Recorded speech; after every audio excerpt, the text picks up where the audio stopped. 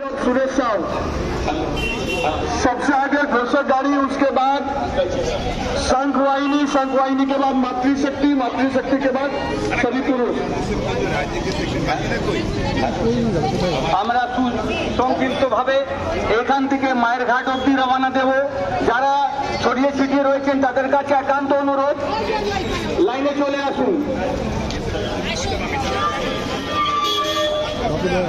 বাবিদা ডাকছো।